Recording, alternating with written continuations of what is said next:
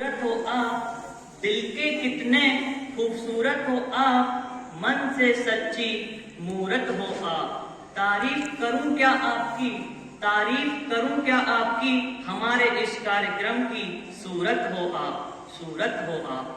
सर्वप्रथम ज्ञान की देवी मां शारदा के इस पवित्र प्रांगण में उपस्थित हमारे मार्गदर्शक, समस्त देवतुल्य अतिथि महोदय, अभिभावक बंधु एवं हमारे प्रेरणा स्रोत आदरणीय प्रधानाचार्य जी और हमें अंधकार से प्रकाश की ओर ले जाने वाले समस्त गुरुजन और इस विद्यालय स्वरूप बाग में सुगंधित पुष्प के समान प्रिय भैया बहनों, आप सभी को देश के 73वें गणतंत्र दिवस की हार्दिक शुभकामनाएं। आज मैं आपके समक्ष अपने विचार प्रस्तुत करता हूं कि भारत के लिए गणतंत्र पर्व एक पर्व ही नहीं है, बल्कि गौरव और सम्मान का प्रतीक है।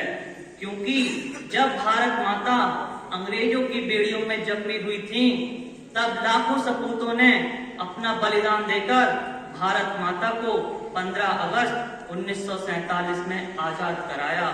लेकिन फिर भी भारत को आजादी का सही आकार नहीं मिला, क्योंकि चारों ओर असमानता थी, कोई नियम कानून नहीं था। इसीलिए भारत में संविधान बनाने का निर्णय लिया गया। संविधान बनाने के लिए समिति का गठन किया गया, जिसके स्थायी अध्यक्ष डॉक्टर राजेंद्र प्रसाद जी थे तथा प्रारूप समिति के अध्यक्ष डॉक्टर भीमराव अंबेडकर जी थे।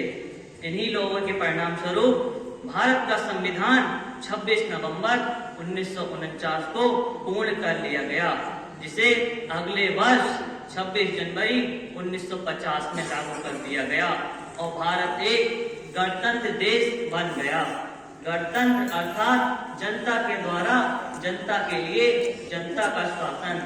भैया बहनों, जब पहले राजतंत्र होता था तब उसमें राजा के बेटे को राजा बना देते थे, लेकिन अब ऐसा नहीं होगा। भारत जैसे गणतंत्र देश में अब राजा वही बनेगा जो उसका सही हकदार होगा, जैसे हम वर्तमान में देख ही रहे हैं, जैसे हम वर्तमान में देख ही रहे हैं। भैया बहनों, भारत जैसे गणतंत्र देश में सभी को समानता का अधिकार है, सभी धर्मों को बराबर माना जाता है। इसीलिए तो प्रत्येक भारतीय गर्व से कहता है कि मेरी भारत माँ की मिट्टी का, मेरी भारत माँ की मिट्टी का अंदाज ही निराला है। हिंदू, मुस्लिम, सिख, ईसाई सबको अपने आंचल में पाला है, सबको अपने आंचल में पाला है। भारत जैसे विशाल और महान देश, जिसकी बदौलत आज हम यहाँ हैं, और इसके महान संविधान जिसने हमारे हकों को दिलाया और हमें लड़ने की शक्ति प्रदान की, उसकी रक्षा करना भी हम सभी का परम कर्तव्य है। जब पहले अंग्रेज हमारे देश को गुलाम बनाया था, तब अनेक वस्तुओं को यहाँ से ले गए, लेकिन वे ये नहीं जानते किसी भी देश की असली संपत्ति वहाँ की वस्तुएं नहीं, बल्कि वहाँ के लोग होते हैं।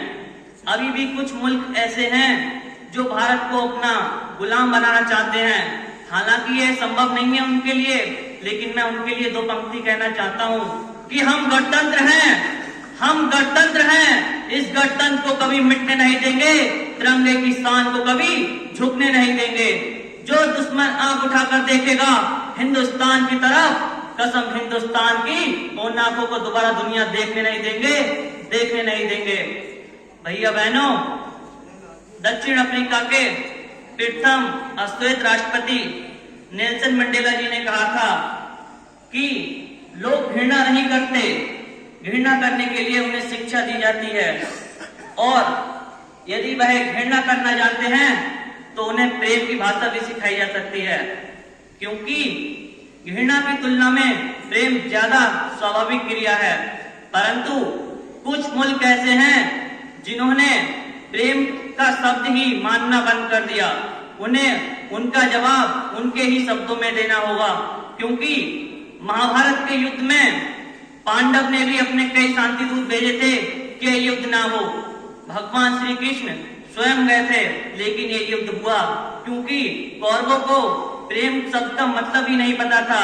इसीलिए आज भी कुछ ऐसे मुल्क हैं जिसका भारत देश को जवाब उनके ही शब्दों में देना होगा।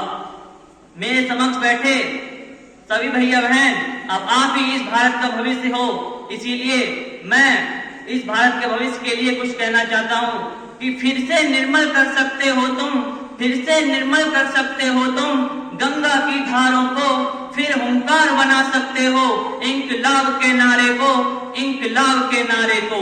तुम मुट्ठी में कर सकते हो, तुम मुट्ठी में कर सकते हो सूरज चांद सितारों को, और तुम चाहो तो कतरा कतरा रत्नाकर बन सकता है, तुम चाहो तो कंकड़ कंकड़ शिव शंकर बन सकता है।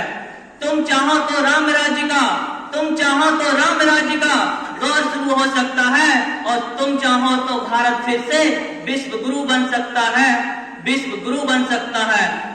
अब मैं अपनी अंतिम पंक्तियां समस्त भारतीयों की ओर से कहना चाहता हूं कि ये देश हमारा राम है, ये देश हमारा राम है, और हम सब इसके हनुमान सीना चीर के दिखा देंगे, बैठा है हिंदुस्तान, बैठा है हिंदुस्तान। इन्हीं पंक्तियों के साथ मैं अपनी वाणी को विराम देता हूँ। जय हिंद, जय भारत, धन्यवाद।